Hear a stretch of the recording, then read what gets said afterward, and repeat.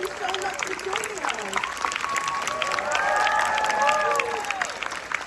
How are you guys doing? How's it going? Well, how many people have seen it before now? So many. Can you put your hands up again? See it? Amazing. 7 times. 7 times. Who can be 7? You're the winner. Paul, it is, obviously it's resonated so much with audiences already, you can tell. And it's your first time making a modern day set film since Punch Drunk Love. So what does that afford you as a director? How does that impact your day-to-day life, filming?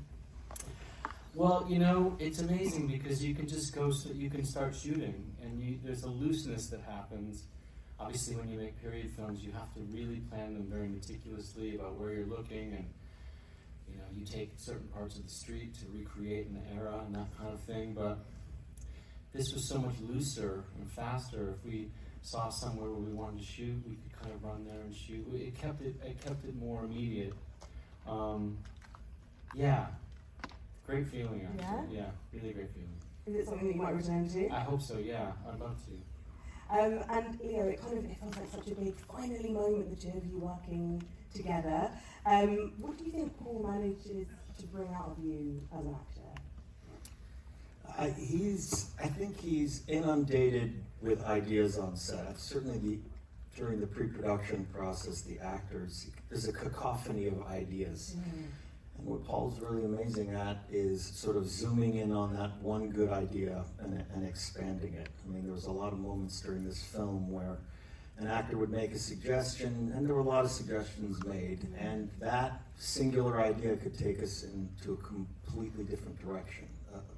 The road trip that you see in this film with Sensei Carlos and I, that was all a lot of ideas that we just sort of made up spontaneously on set. And so, I don't know, he's just sort of laser focused on those great ideas, and that's a gift to have as an actor when you're working with a director. Does it make you think any differently about the craft of acting? Yeah, sure. I think there were moments in the film where I had sort of more traditional ideas for what the character might do. And he kept on, I think, again, that singular idea of him being this protagonist that maybe doesn't do anything that heroic was something that he had in the start. And every time we came to these crossroads in the movie where we do a sort of traditional trope, we'd sit down and Paul was more and more indignant. No, his heroism is being there for his daughter at the end of the film. And that was an amazing progress and relationship that we had, sort of finding the character as we went along. And what do you think that Leo added to your idea of who Bob was?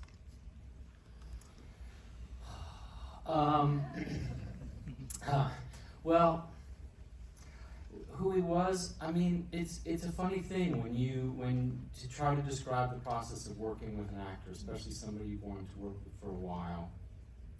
Everybody's different. And the only way that I can describe working with Leo is he talks and talks and talks and talks and talks. I talk too, so we both talk, but kind of what you realize is generally happening, there's a very long runway, very, very long runway to the moment when it happens, and to try to explain to you what it feels like looking through the camera the first time. The first scene that we shot was doing, we'd done some tests and things, but the first, the first scene that we shot that we knew was going to be in the movie was with the teacher. For anybody that's seen the movie, when you see Bob, you discover him 16 years later, and he's stoned, and he's talking to his daughter's teacher.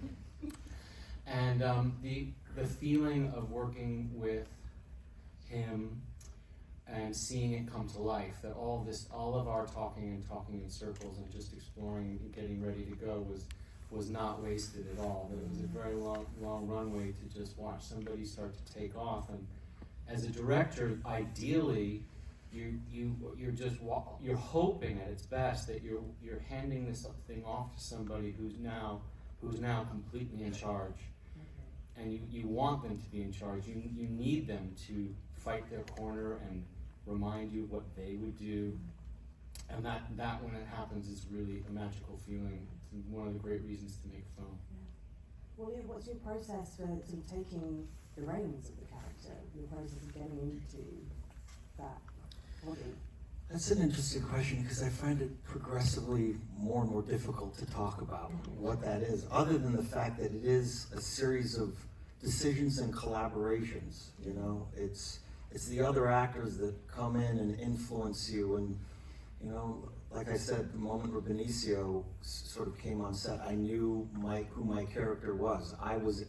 He was in charge, and I was following his lead, and that dynamic sort of happened immediately. It's a combination of that, the pre-production, working with Paul.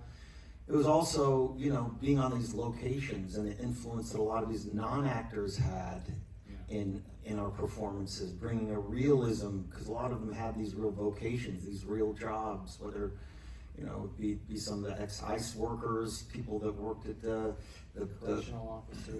correction offices, some of the nurses, all of that really informed, and it was the locations that we went to. He does about a year of location scouts before, I don't know if that's traditionally what you always do, but on this film, so we got to go into these places in Northern California where I understood who Bob would be, somebody that was kind of an ex-hippie, but also didn't want you on their land, you know, disconnected, hated the government, you know, no internet, no Wi-Fi, paranoid, all that stuff.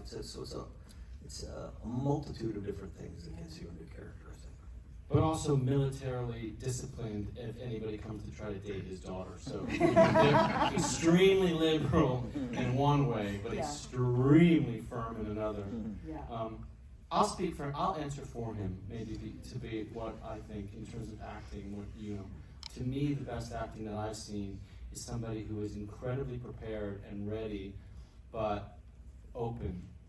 To his point, you know, if when an actor has everything planned out that they're going to do, all you're trying to do then is not listen to the other person who's there and fit your will into something, and that's inevitably leads to a bad road. It's a dead end, you know. So to compliment him is there's a tremendous amount of preparation only to see it just fly out the window, because you have to be there with another person or dynamics of the situation. Yeah.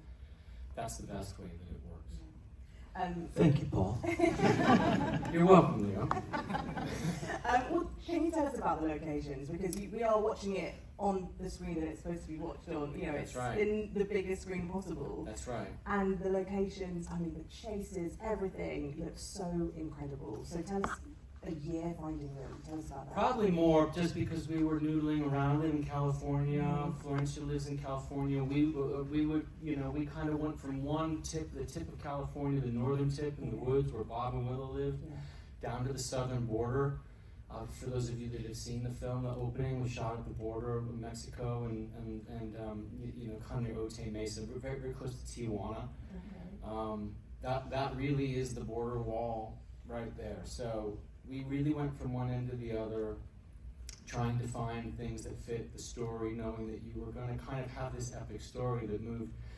Obviously, all the stuff with Perfidia is one thing, but once the story with Bob and Willow starts, we're going to start in the woods, and then the chase will be on. And we detoured over to El Paso, where we had an incredible community of people that we shot, and all the stuff with Benicio and Leo and jumping on rooftops is all in El Paso. And we had an incredible community down there of people, you know, heavily Latin community, obviously, and people who've never been near a film set before. And it was just, I think, speak for both of us, just one of the most magical experiences we've had shooting anything, really.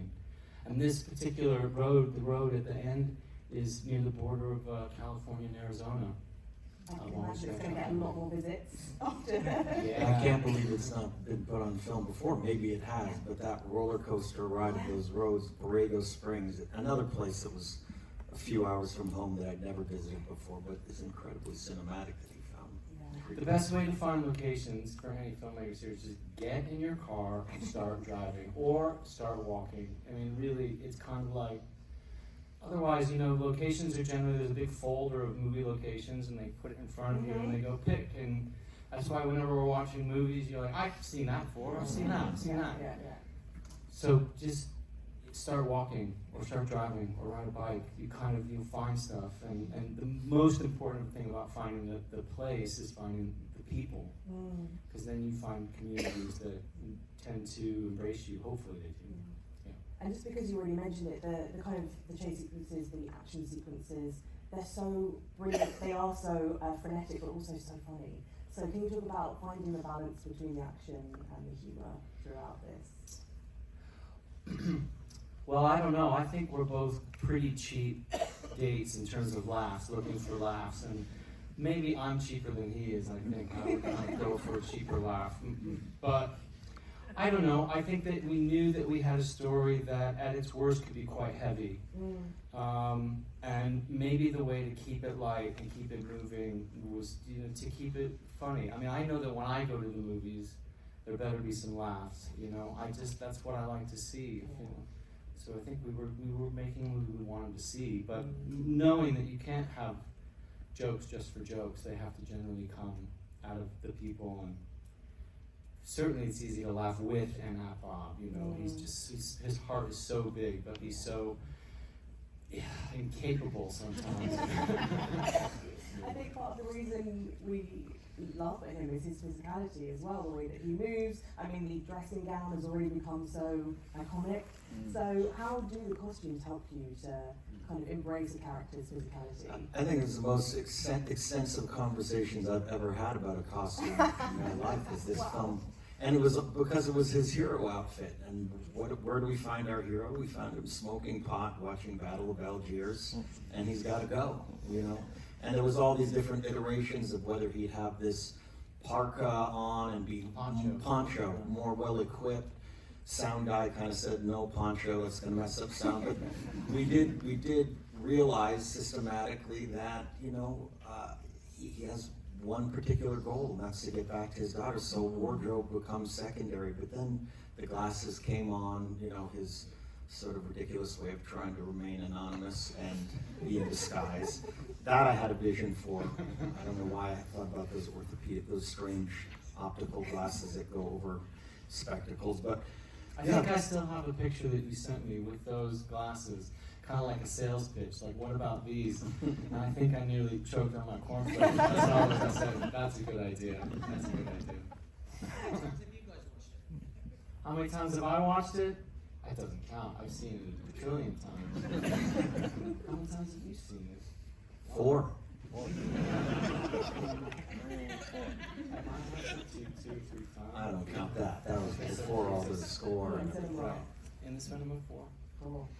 How many times have you seen it? Can't believe not yet. You've talked about the sort of like father-daughter relationship. Is that where the kind of emotional crux for you is, and how did you work with Chase Infinity? Well, we knew this movie was going to either live or die on Chase, on the Willa character. So he must have been a year searching for the right Willa, and Chase came in. I think we kind of knew even beforehand that she was the one, but we had to keep going through the process. So there were more and more karate lessons that she did. We had a lot of rehearsals together, workshops, and I think in Paul's very casual fashion, one day he just sort of dropped it on her that, oh yeah, you're doing the part, and this is after she's been waiting in anticipation for months and months. That's not cruel when you hear it back. It was never meant to be that evil. It was just sort of, I know. But we knew, but she had the perfect combination of this innocence and this innate, feeling you must protect this girl, and she was able to take on Perfidia's sort of radicalism and fierceness and fighting spirit. So she had the combination of both, and like I said, the movie works or doesn't work on that performance, and she absolutely nails it. And finally, what do you hope that audiences are going to leave the cinema thinking about? What's the one thing you want them to stay with? I would like them to think that is a great fucking movie. I mean, honestly, just the reaction to the film has been one of the best that I think I speak for both. I know I speak for both of us. The best, singular to both of us in our careers so far. I can't tell you how overwhelmed we've been with the amount of joy that people have expressed towards the film. It's an incredible feeling. And that's one thing, but you know, to sit in an audience and hear them laugh and hear them be involved, that's just magical. It's great. Yeah. What a perfect note to end it on. I hope you all enjoy one battle after another. Please give it up for Paul and Leo. Thank you so much for joining us.